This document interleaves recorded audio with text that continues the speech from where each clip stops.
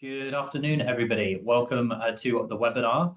I'll give people 30 seconds, a minute to join as well, just while I do a brief introduction to the webinar and to myself. So my name is George Turner. I lead on Solar Media's green hydrogen portfolio. So I run our green hydrogen events in the US and in Europe. Today, we have a webinar focusing on electrons, equity, and end users, delivering ROI and decarbonisation with green hydrogen. A big focus of today is obviously looking at how off-takers affect projects, how that supply chain fits together, and also then looking at how that price can be reduced, how we can work together to reduce the price that off-takers are paying for hydrogen. I'm going to introduce all of the panelists very shortly and get them to do a brief introduction. But just to give you an idea of how this will work today, we have some questions that we've put together as a panel that we were going to go through, but there is Q&A option throughout. So if you want to put a message into the chat, please do, and we'll be able to answer your questions, to go through any open things that we have. There should just be a chat box or a Q&A box right at the bottom of the page. You'll see the Q&A should be right next to the share screen button. If you've got one of those, should be in the middle. Just put your questions in there and we'll go from there. Okay, I'm going to hand straight over to the panelists because they're the interesting ones, not myself. So joining us first, I'm going to ask Eric, he's furthest on the left, to introduce himself. We have Eric Adams from Carlton Power. Eric, if you could give us a short introduction. Thank you so much. Thank you, George. And yeah, thanks for everyone for coming along today. So Eric Adams from Carlton Power. If you're not aware of who we are, we're a UK-based independent energy development company. We've been in existence for about 30 years now. Initially developing a number of large combined cycle gas turbine projects, but for the last 3.5 years or so, we've been focusing on green hydrogen production. And in terms of activities there, we've managed to secure 3 of the 11 projects which were awarded contracts under the first hydrogen allocation round, which was concluded by the UK government just before Christmas last year. And we're now in the process of taking those projects through to a final investment decision and construction, as well as developing out a number of projects for the next allocation round and future rounds. Perfect, thank you. And then next up, we've got Stein Berkland from Norges Bank Investment Management. Stein, if you can do the same, please, just a brief introduction.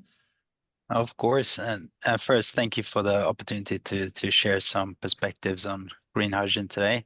My name is Stein Berkland, Head of Energy and Portfolio Manager in equities at Norges Bank Investment Management. It's also known as Sovereign Wealth Fund of Norway or just the oil fund. You might know, heard of us.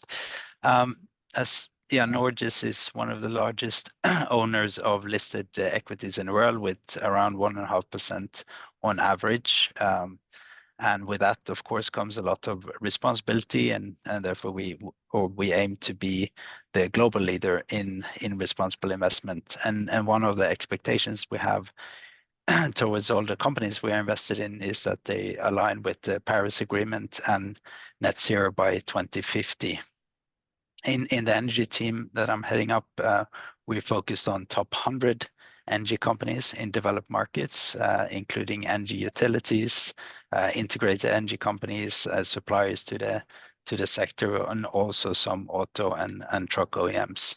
We have followed and invested in hydrogen related companies for the last 11 years, and see quite a lot of value in establishing hydrogen as an energy vector to unlock stranded renewable resources, and also to connect these to high value use cases to accelerate towards net zero.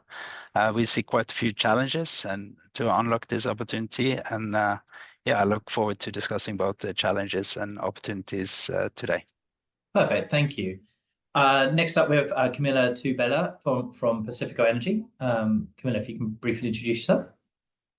Yes, hello. Thank you also for inviting me today. My name is Camila Tubella. I work at Pacific Energy Partner. I'm a project developer for green hydrogen projects. Pacific Energy Partners is a project developer of renewable energies. We are active since 7 years, and we are based in Munich in Germany and are active in 5 countries in Europe. We are active in Poland, we're in Germany, in the Netherlands, in Spain, and in Italy, where we recently opened our first office abroad. We have around 3 gigawatts of development in projects in development, from originations to ready to build status. And we're mainly focused on PV and wind, but since the last 3.5 years, so close to the timelines that Eric said, we also started developing an energy storages projects, so co-location and standalone, and green hydrogen projects.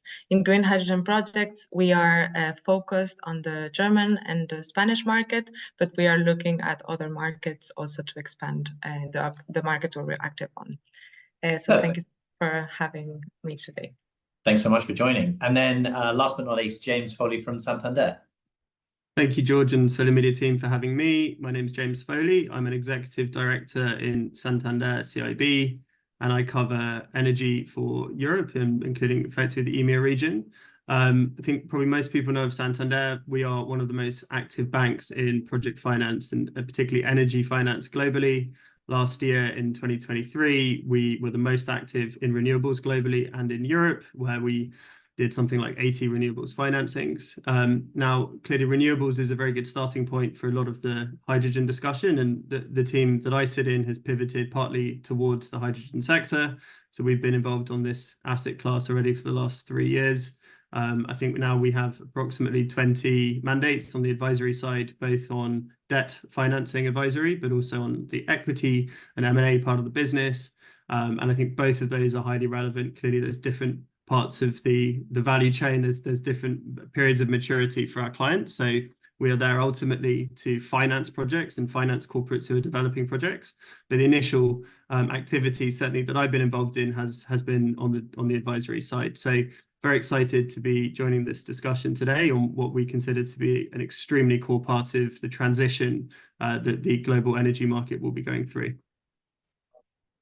Perfect. Thank you, everybody. So I think the best place to start, we've talked a little bit here about the value chain, and I'm sure on very many other hydrogen discussions, podcasts, webinars, whatever your poison is, you've heard about the importance of the offtake for any hydrogen project that you're putting together. I'm interested from the panel in terms of the projects that you're seeing, the projects that you're putting together. What are the best practices, or what do we think best practices might look like for securing demand from offtake? But to start and kind of get us started, it would be interesting to hear from you, what kind of companies are the panels either targeting or already working with? Where's the successful kind of case studies that you've been working with? What do they look like at the moment? I don't know if anybody wants to jump in. I know we talked a little bit about this on the pre-call, but if anybody wants to jump in on that. Yeah, I'm happy to start off, George. So when we started looking at kind of the hydrogen, as you say, the offtake for the project is critical. Relatively easy to find the renewable electrons, relatively easy to kind of buy the electrolyzers, but kind of doing something with the hydrogen is the key challenge, because obviously it is a brand new market. We looked at a variety of different off-takers, principally around mobility and industry. And our focus so far has been on industry, which isn't to say that we kind of preclude going into the mobility sector. But what we saw in industry was there was relatively speaking, a lower technical barrier to use hydrogen within industry. So we have high temperature processes or combustion processes.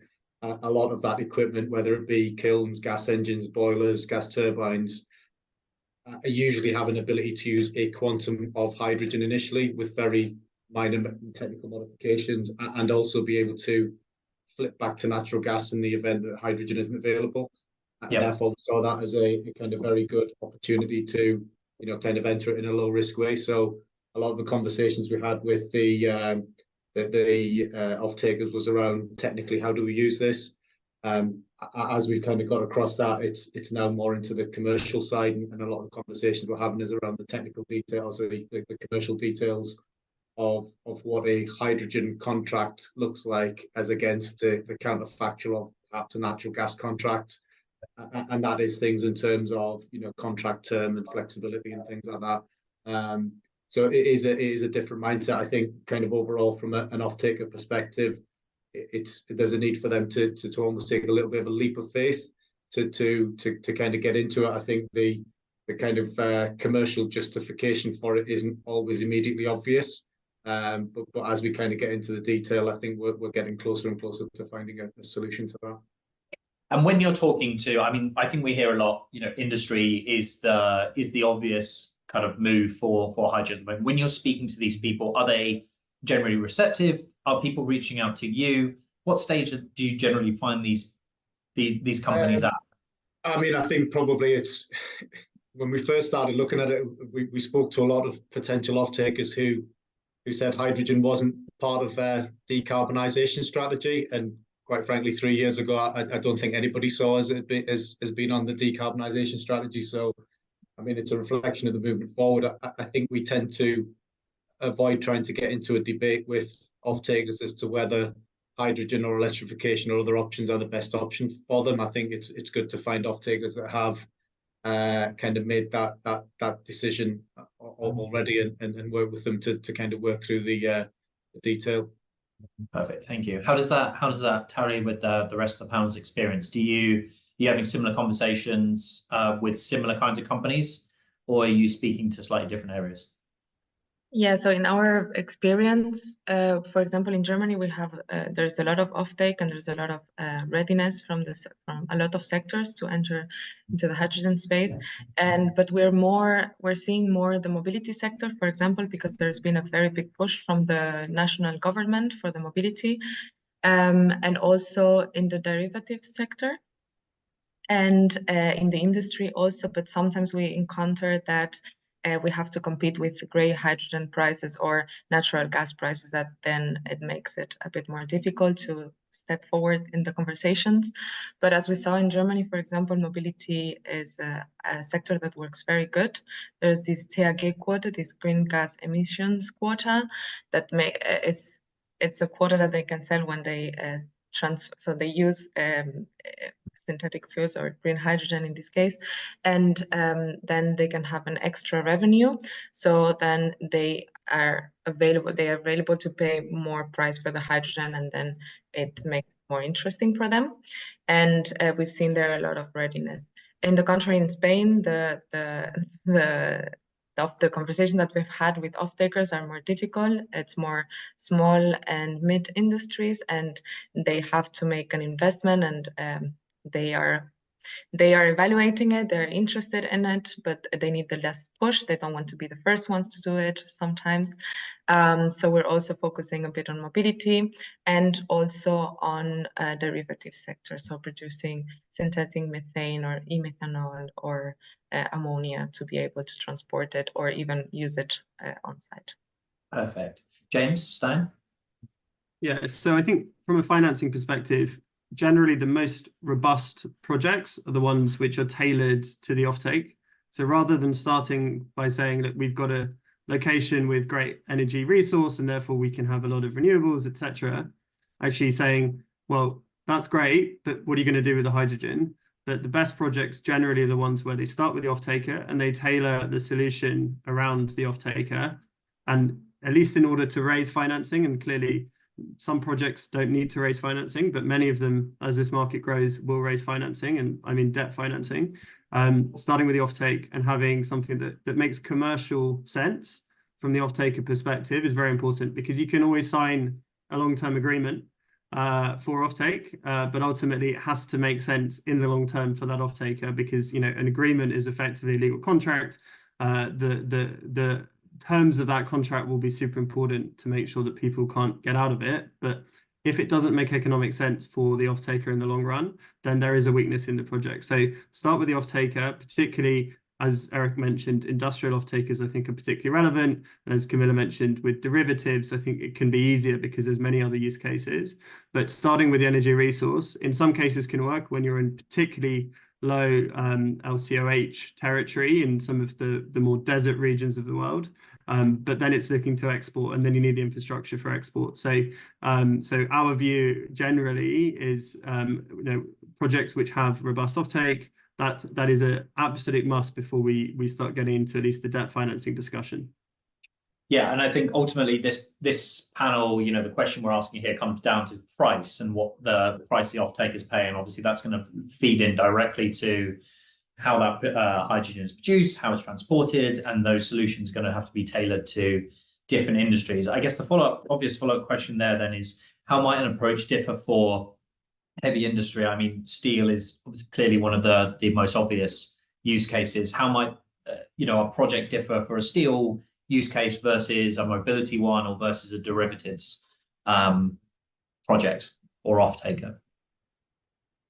I think maybe I'll share some perspective from the public listed side. So we've been looking at this for more than a decade, and it has been really difficult to invest in hydrogen directly, clearly because there hasn't been a market, and other than the traditional use cases, and then it's gray hydrogen. So what we're really looking at now is how do you establish a completely new market for various use cases, and it's not that easy because you have to establish both the upstream and the downstream, and how do you actually get to match the supply with the midstream and demand.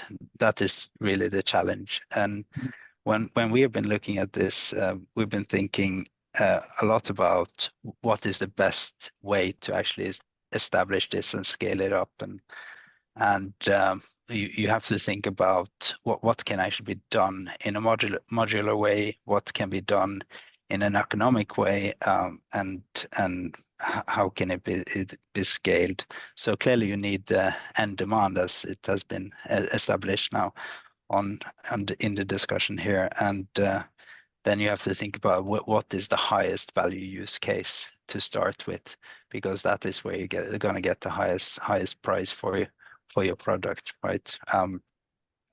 And diesel displacement is one thing that we've been looking at. Is something that is super interesting, because diesel is the highest value product of the barrel, right? The oil barrel, and if you can attack that market, you can get a very good price for your hydrogen. And also, as Camilla mentioned, right, you can get quite a bit of credits too, right, in various markets. So that is an area where you can get a high price. Now, if you can only get a high price and not good volumes, maybe it's not so interesting after all. So ideally, it must be something where you can get a good price and also can sell quite a lot of volume. And that's where heavy duty is interesting, because you can get both, especially on the mobility side. And if you think about, for instance, the very heaviest duties trucks, that is a lot of volume just for a single truck. So it adds up quite quickly with trucks, roughly 6,000 or 10,000 trucks or thereabout would be equivalent to the need of the hydrogen used for large energy companies in Europe already. So that's an area that is interesting from the perspective of establishing something with scale quite quickly for pursuing high volume and value at the same time. Okay, so I mean, if you're sorry, George, I just got to add in as go well. ahead. I think the other bit as well is about kind of speed of commitment. So I think there are, kind of clearly see, as Stein said, there are kind of very high value uses and trying to get the volume, and often that relates to the speed at which an off-taker can commit to that demand. So there is a difference between having to rebuild a kiln or having to buy the new vehicles, and how that fits in with the capex cycle of the individual companies. If you're looking at mobility, how do they use the vehicles, and is there a need for a wider kind of hydrogen fueling network to enable them to use that, and that kind of touches into the infrastructure. So I think for some of these projects, the early ones may seem slightly counterintuitive in terms of the kind of the value for the hydrogen and how it's being used, but they benefit from the ability to be able to commit and move quickly and actually get the electrolyzers deployed on the ground, and that in turn will kind of stimulate the ability to get the higher value users on board. Mm-hmm. And I guess once, like we were saying before, there's each of these off-takers are different with the terms of the commercial risk, the technical risk, speed that they can go, the volumes that they can take on. I mean, even if you've identified a potential good partner who matches some of those risks, how generally are you looking to get these off-takers to commit? I mean, something that I've heard before, that off-takers are reluctant to sign longer-term contracts, for example. I don't know what that pans out across your experience, which obviously would be preferable. But how would the panel suggest going around getting off-takers to commit, bringing them into the project, selling them on the long-term values, even once you've identified that kind of Goldilocks off-taker who matches all of those categories? Well, I mean, I can quickly start, because I think obviously today's market, you do not have a fully commoditized hydrogen market. You do not have a visible hydrogen price.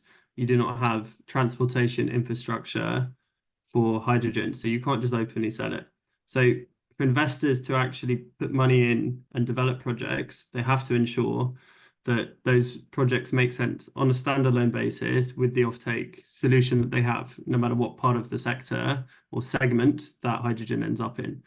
And as a result of that, clearly, if you're looking at how long your offtake needs to be, it has to be long enough to amortize effectively the capex, and it has to be long enough to provide the equity payback that the investor needs. Now, it may be that some investors are happy to take a degree of what we would call merchant risk, but in general, if you can't get the hydrogen to anybody else without expensive additional infrastructure, it doesn't work. So then you look at, well, what does the contract actually say? So you could have a long-term agreement, but does it actually have a long-term agreement for the price that the off-taker is paying? There's one thing to have a volume, there's another thing to have what's the price. So there can be structures where you have a fixed price effectively all the way to the end of that agreement, or you could have a structure where at least you've got committed volume, but there's some degree of opener on the price. Any opener on the price or any uncertainty on the price would create concern, certainly from a debt perspective, because lenders want to ensure that there's no uncertainty that could be linked to power prices or commodity prices or any other form of price uncertainty. But an equity investor could agree, and they say, look, we are happy to effectively build the projects on the basis of what is locked in initially on the first period, and then be open to some potential upside or clearly different economics on the longer part of the project. And I think some of the government mechanisms which were put in place in the UK, etc., are quite helpful in terms of providing some resilience in terms of both price and volume, but ultimately it is what is the off-taker going to be willing to pay, and how heavily can you contract that in? Yeah, there's a question in the chat there, pretty much on the same issue with the hypothetical. If you can get the cost of hydrogen for, it's saying here, 4.5 euros per kilo, you secure a purchase agreement for 100% of that production for 10 years. How will the viability of the apartment be guaranteed if later, like you say, you have to renegotiate a price for 4, 3, 2.5 euros per kilo? So what you're saying is some of those projects are existing or not? No, I think certainly, in the long run, we will start to see more merchant exposure.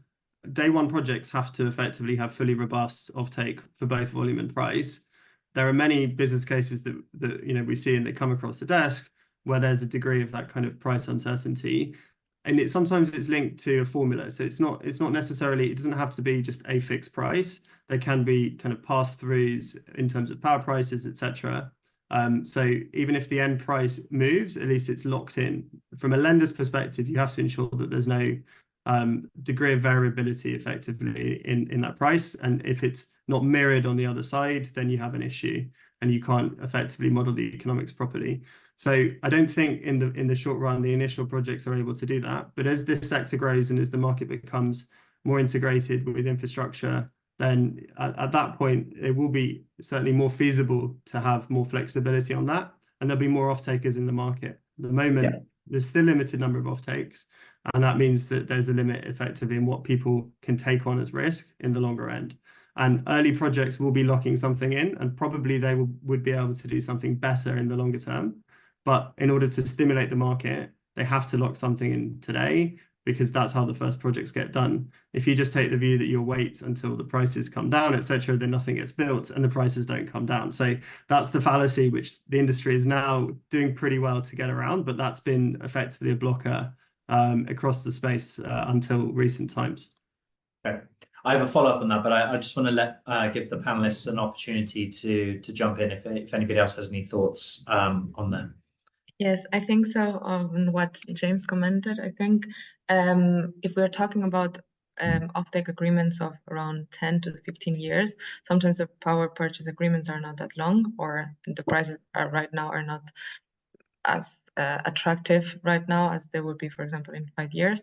So I think what something that we have been talking with so many off-takers, and they're open to work on, is working on a cost-plus basis, so that we are very open on the cost of the projects, and then the final price, it's depending on the price of the PPA. So then it's very clear, very transparent, but it's also transfers a bit the risk also to the off-taker and not only to the developer or the investor. And I think that could be a solution for this. So when the times are different between the off-take price, off-take purchase agreements and the PPA prices. That actually, yeah, so that actually covers some of the follow-up I wanted to ask, is whether we might see more of a trend of some of that risk being passed on to the off-taker. And in your opinion, is that going to only increase when you see more of a market, like James alluded to, when there are more off-takers in the market, they may be more willing to take on that risk, or it may just become more common? Of course, I think the more liquid the market will be, then the most of these cases will be. But we are already looking at, we're already seeing cases like this where the off-takers are ready and open to take on that risk, and we think that it's also a very good sign for the market. Okay, perfect. I think we talked before a little bit about the different models for different off-takers, and one of the ones that certainly was a kind of a big topic when we first started talking about green hydrogen as a topic in the industry was where the method of production is located, whether that's going to be on-site production or whether it's produced elsewhere and then transported to the off-taker through pipe or truck or however it gets there. In terms of those kind of business models, how does that affect the financial model of offtake? Are you generally seeing a more preferred model by off-takers of on-site, off-site? Is it completely dependent on the kind of end use for the hydrogen itself? What's your kind of perspective at the moment? Well, I think I can briefly start. It's probably one for the project developers as well, but clearly today there is very limited examples of long distance hydrogen pipelines. Effectively, it's in the few thousand kilometers in total globally. And it's something which effectively we're starting from an extremely low base. You can't just also easily repurpose the existing natural gas network, and there's a huge amount of discussion we can have on that. So a lot of the initial projects would probably rely on, if they are kind of pure hydrogen projects, on trucking, because trucking is a mature way of distributing hydrogen. And that is something which many projects in short distances can do. For longer distances, or call it medium length distances, then piping is the solution, which makes most economic sense. But from a financing perspective, you have project on project risk. If you're relying on government effectively to incentivize the grid operator to build, or the gas distribution network operator to build a pipeline, that introduces a huge amount of bankability concern in the project, because you say, well, if they don't deliver the pipeline, then my project is effectively going to be stranded, or it's going to be very difficult for me to sell. And then for the very long distance projects, in terms of exporting to other countries or other continents, then typically, that's likely to be a derivative. So ammonia being a key one.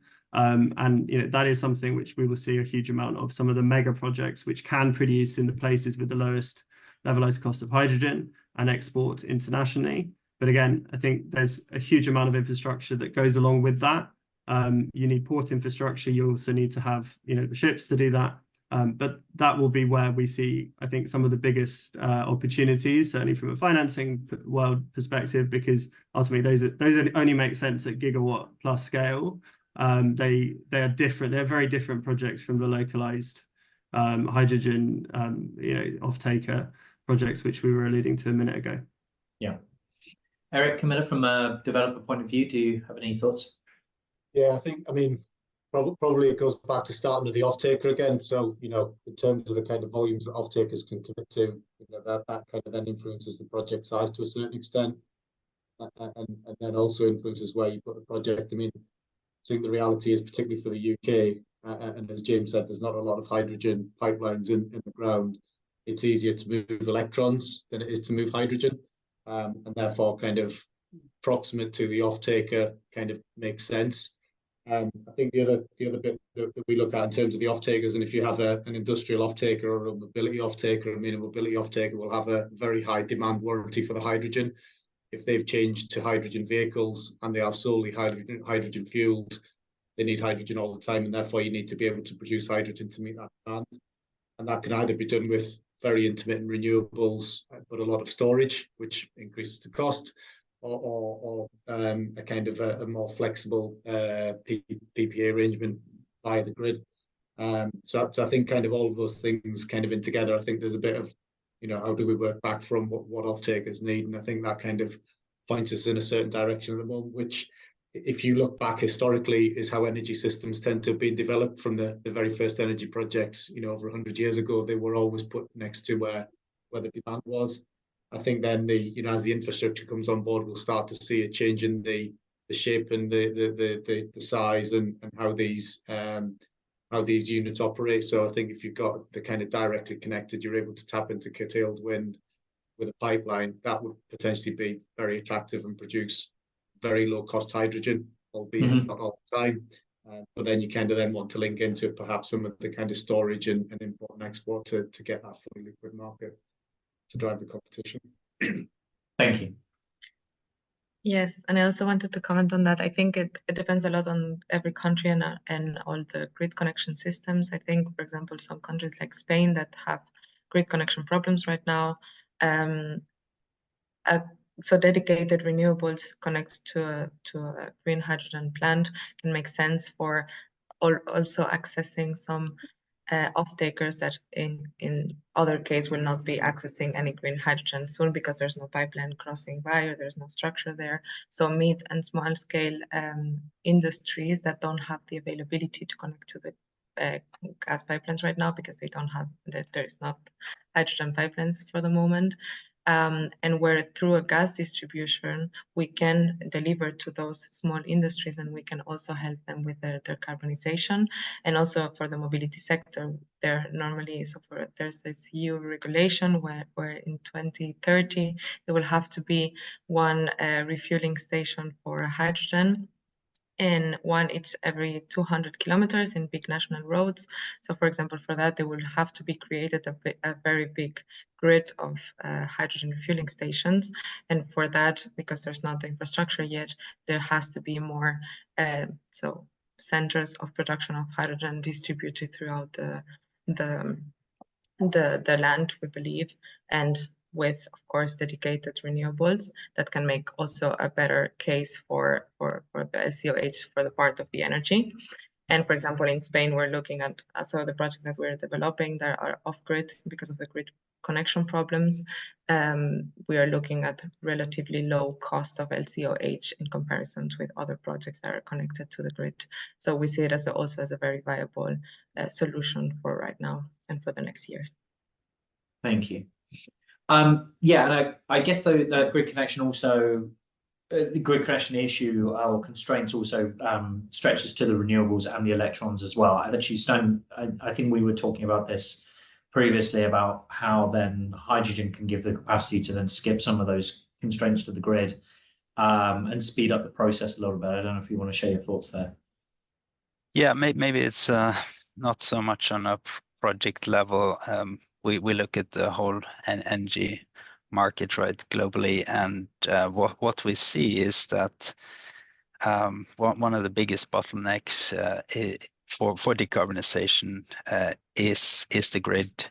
Now the tradition or the mantra has become electrify everything, right, as much as you can, and with that the grid is required, and you need to connect renewables to the grid, and because grid is scarce, renewables effectively becomes scarce, and therefore you have to use it in the best or most efficient way whenever you can, and therefore people are talking about direct electrification is what should be pursued first. Now, if you look at everything or the whole energy market in Europe, US, or other markets, you see that there's a lot of projects queuing to connect to the grid. So across Europe, the latest number I saw is Europe and UK is I think 900 gigawatts or something like that, and in US various numbers, but roughly 1.3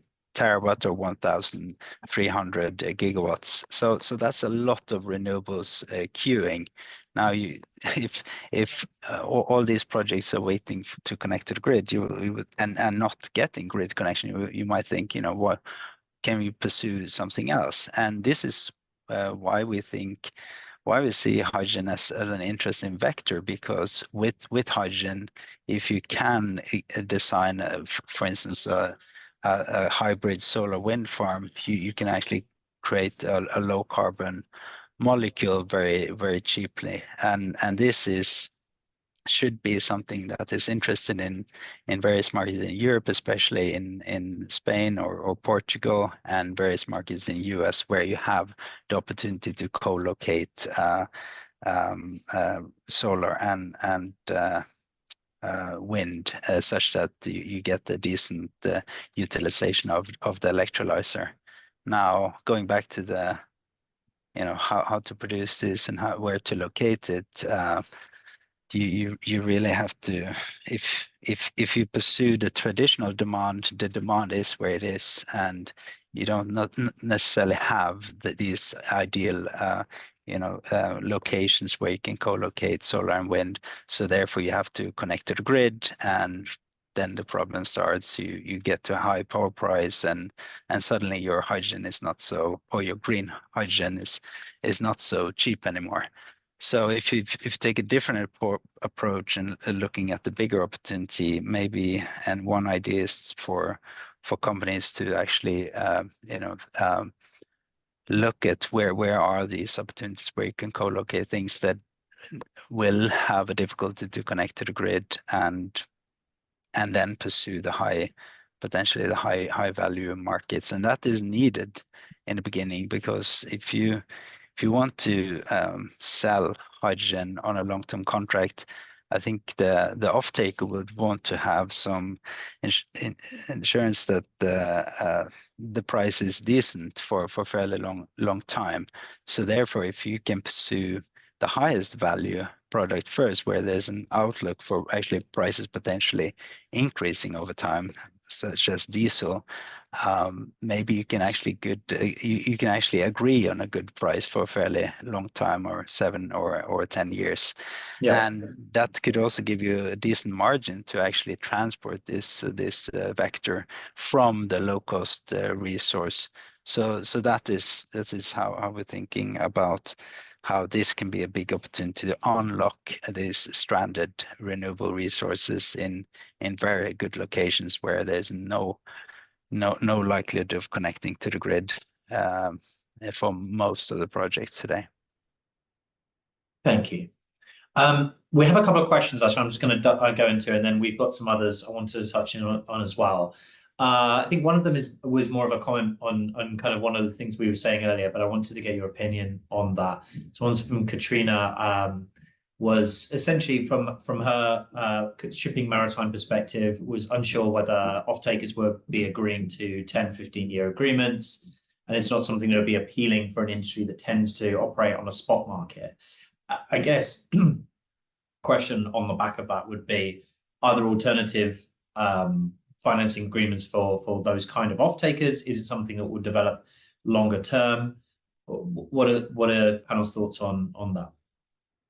I think maybe the ability to provide on the spot market. I think one of the good things we've had recently is certainly kind of from a UK perspective with the conclusion of the hydrogen allocation round one is what a price for hydrogen looks like, and what a price for hydrogen looks like on a 15-year basis, and something that, you know, from all the things that James indicated earlier on, is an investable project. And the average weighted strike price was about £240 per megawatt hour, which I think is probably kind of a factor of 6 to 8 times the price of natural gas. So I think ultimately that kind of long-term agreement, it's not necessarily a fixed price. It's going to be linked to how the relative jurisdictions and governments decide to structure those agreements. I mean, I think the reality is probably hydrogen cannot be subsidy-free initially. Hopefully it gets there in the same way as renewables has, but it's not something that's happened in the early stages. So I think, you know, certainly from a UK perspective, it's not a fixed price, it's a floating reference price, but it is for natural gas. And perhaps as there becomes some awareness of how that structure either works or doesn't work for specific industries or specific applications, that's when we might see a little bit of divergence and an opening up of different ways of doing it. Yeah, for sure. James, I can probably add, so because I think the question was also what kind of off-takers are actually willing to sign up agreements today, and frankly maybe they don't have to today, so why would they do it? I think there's different drivers there. Some of them are people who are in industries which will have a lot of pressure to decarbonize. Clearly they will be subject to carbon pricing in whatever form that is in the particular country they're at. The UK carbon price is relatively low at the moment. In the EU, it's a bit higher, but you know, carbon pricing will start to have more and more of an impact on incentivizing emitters or anyone looking across all of their scope 1, 2, 3 emissions, in fact, to do something about the costs and the externalities which they're creating. So hydrogen is one of those solutions, and you have to invest today for something to take impact in a few years' time. It's not something that can happen overnight. And then I think the second breed of off-taker are the ones where effectively there is a degree of value ascribed to the end product which they're selling by having it decarbonized. And in the past we talked about, well, the green premium. So if you have effectively a higher cost for green hydrogen versus grey hydrogen, then when will that go away? When will they converge to the same level? But actually in these cases, they don't have to converge to the same level.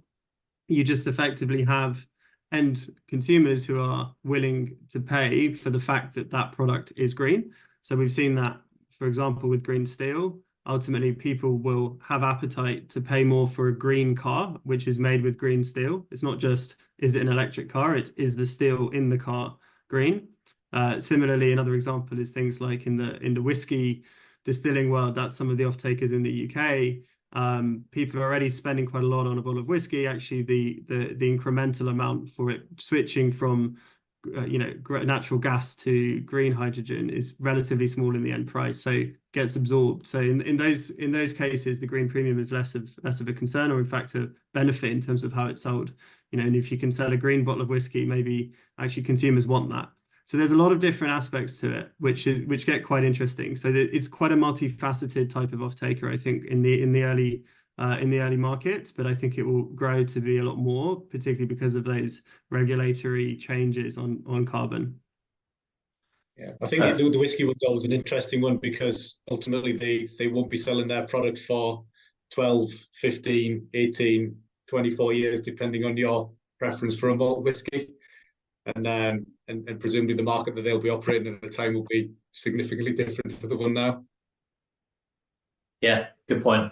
Well, a bit of a plug, but the Lisbon event this month, we do have Arbakey Distillery are going to come and talk about a little bit about that. So I'm sure they'll be able to shed some light on the offtake agreements they signed and how that ties into the financial side.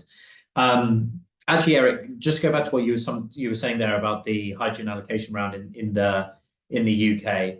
I think let's talk subsidies a little bit, because like you say, you know, in the short term, to midterm, hydrogen is going to need green hydrogen is going to need support.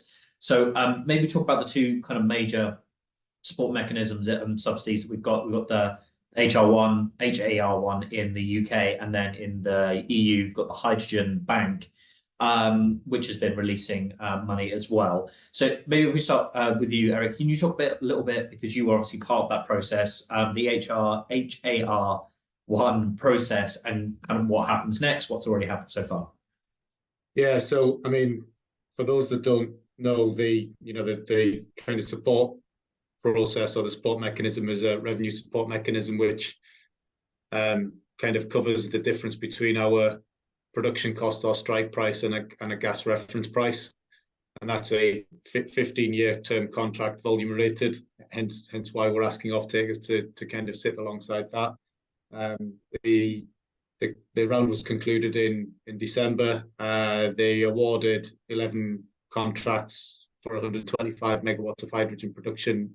As I said before, that was about the average weighted strike price was about £240. In all of those 11 projects, including our 3, we are now working towards kind of finalising the arrangements to take a final investment decision and get it to construction. And part of that is in absolute certainty and agreements in place with off-takers and construction contracts, etc. And then the idea is that they will be in operation from 2026. There's also the hydrogen allocation round 2, which is targeting 875 megawatts of hydrogen production. That closes 2 weeks on Friday, and then the view is that there would be awarding contracts at the end of this year. And clearly there's a desire from government to reduce the strike price, or the average weighted strike price, as a function of that, which may be challenging in terms of the infrastructure challenges that we've already kind of referenced earlier on. Thank you. And then I'll get somebody else to maybe have a kind of an outline of what the Hydrogen Bank is doing as well. But I think that the conversation here is then, subsidies, from what I can see, are mostly, and it seems to be in that case, mostly focused on the production side of things. So maybe looking at how do we then move them towards helping off-takers, or is subsidizing the production the best way to help off-takers, I guess, is another part of that as well. Maybe, I don't know, Camilla might be the best person to jump on the Hydrogen Bank itself, but then I think that would be a good question to answer. Yes, I mean, on the European Hydrogen Bank, I cannot comment that much, but on the subsidies, I think it has been very focused on production, of course, and I think that's also very interesting for the off-takers, because of course, if the production is cheaper, then we can be offering a lower price for the hydrogen. But I think there is also have to be a lot more focus on the off-take side, especially on all of the industry that has to do a very big investment on changing their technologies or changing their processes, and there is already quite a lot of subsidies, but they have to be more and more on a European level and not only on a national level. There's a lot of them in the German national subsidy programs, for example. But I think it has to be more, and also more continuated in the future, so that more off-takers can come in the next years. And also I think some other subsidy schemes, like for example the carbon contracts for difference, or the THG quota that I mentioned, this greenhouse gas emissions quota, that I think that also would be very interesting for off-takers to be able to buy the hydrogen at the prices that we can offer us as producers right now. And I think that there has to be more work on that to push the subsidy programs further. Thank you. Yeah, for the other panelists, I guess same question. Is it desirable to be pushing subsidies towards the offtake? Is subsidizing the production enough? What do we think? I think I was just going to say, rather than it be kind of off-take specific, I think there's a big piece around just demand enablement, and whether that is kind of specifically supporting industrial or mobility off-takers, or putting in place the kind of hard infrastructure in terms of the kind of pipelines and the networks, or the soft infrastructure in terms of commercial arrangements and the ability to import and export. I think ultimately the enablement of demand in whatever form it looks like is the thing that will unlock all of this, and then in turn unlock all the kind of carbon benefits and also supply chain benefits that everyone's seeking. So, it is a kind of general wider, how do we enable demand and how do we kind of quickly get to that kind of market that supports that? Thank you. Yeah, I very much agree, and it's going back to what is the aim here. If you think about establishing hydrogen vector or hydrogen as an energy vector, you have to establish completely new value chains, and in some cases maybe, so it really depends on the use case here. If you already have end user demand and it's really about switching from today gray to green, maybe you can do with the new requirements from Renewable Energy Directive 3 and also some subsidies on the production side or contract for difference or something like that when it's about switching. But when it comes to actually establishing a complete new vectors using hydrogen in mobility or in steel or other areas where the market is not established today, you might actually need subsidies on or incentives on the end use equipment too, right? And we see this in various markets. A good example is California. And again, for vehicles and trucks and infrastructure, there is incentives in place, and you can actually get on par for the heavy duty use cases with end use equipment utilizing the incentives. And then of course then you also have to have incentives in place for the infrastructure and the production to match everything up to get the cost down. And why is it needed really? So this idea, some years ago there was quite a bit of hype about what or how low the cost of hydrogen could go. Well, it's clearly very far from those cost levels that were talked about. We could get to very low cost levels, and in many cases in Europe it's 5 or even 5 times that kind of cost level. That was, I won't mention the numbers, but but that doesn't mean it's not possible to get to a lower level in the future. And we touched a bit on it today. What is really necessary in the beginning is to set up the production and in the beginning, because you're probably pursuing some of the existing use cases, you will have to set up projects that are connected to the grid most likely, and with that to get utilization of the equipment to a decent level in beginning. With that you have to take power from the grid. The price is high, the cost is therefore high. Now when the system cost drops from where it is today, roughly by 50%, then you can pursue these off-grid power plants that are a combination of solar and wind. And that is when it starts to get interesting, because then you disconnect from the grid, you access the low-cost renewable resources. But to actually get there, you have to get the system cost down on the electrolyzer. Right. And for that to happen, you need incentives in place in the beginning to actually get scale up and capacity installed such that the industry actually can lower the price to get there.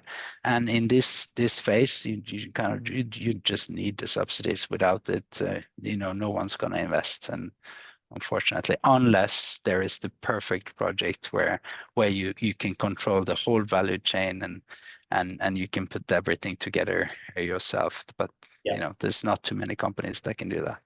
No, definitely not. James, sorry, I can see you in the background. Yeah, sure. No, I think I was just going to add. So things like European Hydrogen Bank, very exciting for the sector. I think it's already publicized. There's something like 132 bids that went in for the first round. That's 800 million euro round.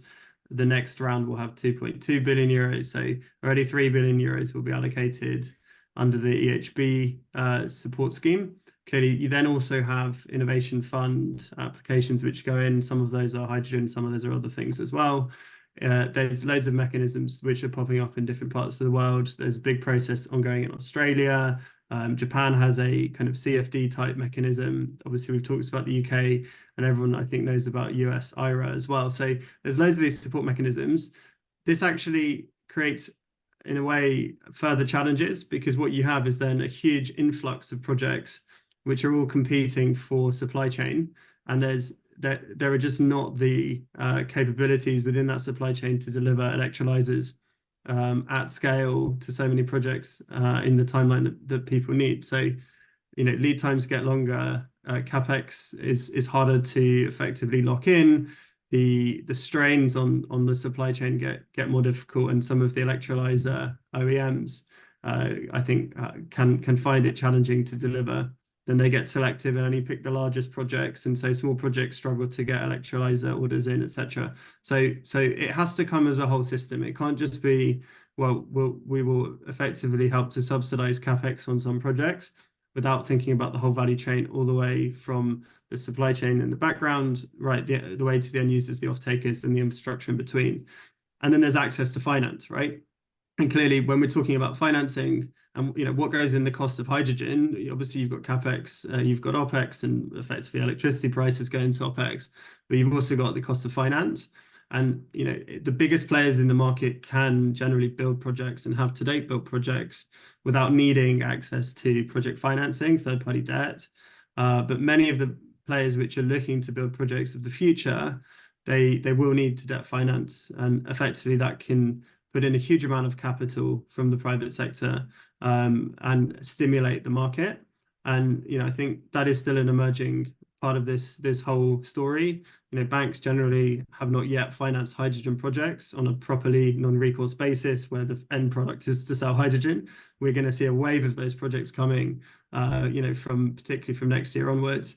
But today, you just don't have that liquidity in the market because people haven't had to do this before. So you can borrow lessons learned from renewables, and I think that's clearly where we're coming from. But there's a huge amount of work to do there, and over time, financing will become a lot more run of the mill. But it's certainly not run of the mill now, and project bankability feeds into that. So support from European Hydrogen Bank or Low Carbon Hydrogen Agreement in the UK, etc., is very helpful if it's a revenue support mechanism, but it has to be thought about as a whole system approach. Thank you. That's a really good point. Several good points. So we've got 2 or 3 minutes left. There's a very good question, I think, in the chat, just for those who are unaware at the moment. So despite the current impediments, is the ultimate idea to build a hydrogen market akin to natural gas? I would say from the chat here, the answer to that is more or less yes. But I guess it would be interesting to get kind of an idea on whether you agree with that, and also how we might go about that as the last kind of touch point for each of the panelists. Maybe we start with Stein, and then we'll go around clockwise on what I've got on my screen. Yeah, of course, it's hydrogen is a gas. It can also be transported in liquid form. So akin to gas, well, maybe, but personally, I'm thinking more about this is something that can become a vector similar to what the oil market is today, in a sense, right? Or at least oil products, and it's really about linking or closing the gap between the gas and the oil market today. As you may or may not know, there's from time to time there's been quite diverging prices in these 2 energy vectors. There is very divergent today in the US market. And if you think about it, the reason why you have it is because the one vector, the natural gas, is typically used in power and heat, and oil then in transportation. Now with the hydrogen as a vector, you can potentially link that and connect it also with the lowest cost resources that are available and actually abundant if you disregard the grid or actually skip the grid, in a sense. And this is a way to actually unlock vast amounts of renewable energy resources for use in a molecule form that can link all energy vectors and create a more stable kind of energy system overall. So that is it something to replace, or akin to gas? I think it's more a mix of gas and oil markets in my mind. Okay, perfect. Thank you. Eric, you're next on the category on my screen. So a really good point there about that ability to unlock, if we call it, the natural capital of individual countries by enabling renewables and converting it into hydrogen, and that obviously has the additional benefit of more renewable energy available for people more often, which reduces the carbon intensity there. I think probably rather than kind of focus a bit on the network or on the market, it's about the network a little bit, and I think you'll have a hydrogen network which looks like something like an amalgamation of the electricity and gas networks. So you'll have kind of the ability to import and export, you'll have transmission systems, distribution systems, and a combination of kind of large kind of centralized generation and smaller localized generation, and all of that will kind of then lead into that kind of functioning market to enable all of that to happen. Perfect, thank you. James? Well, I think the market will find its solution over time. I don't think it's necessarily an idea. It's, hydrogen will be used in some use cases. It can be used in more use cases, but it may only be used in certain use cases as the market develops. I think just because it can be used for lots of other things, in some cases it will make economic sense, and in other cases it won't. The transportation issue for hydrogen, just because it has to be very cold to transport it long distances, and it's expensive and complex to do so, it means that it is not the same as the natural gas market, LNG, etc.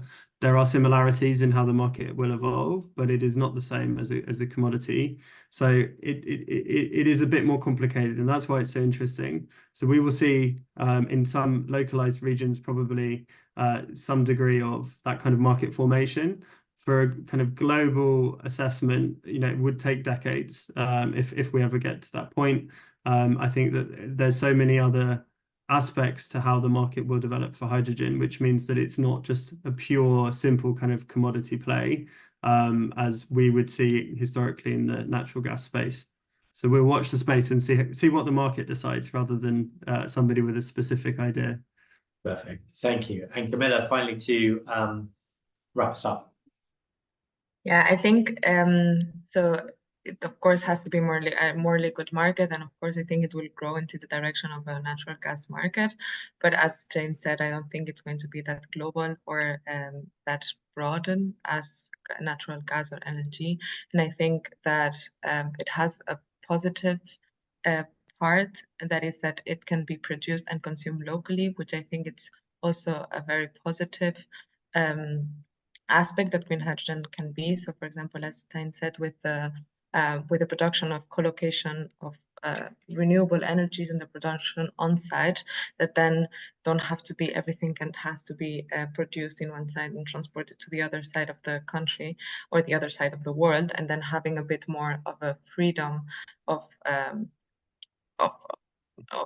with the imports and exports, and be able to also produce it on site and in European level, for example, and be able also to achieve relatively good LCOH and price of hydrogen.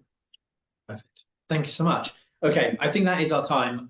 So thank you so much to all of our panelists. Thank you, Eric. Thank you, James, Stein, Camilla. Thank you for your time. Obviously, we do have the Lisbon event happening this month.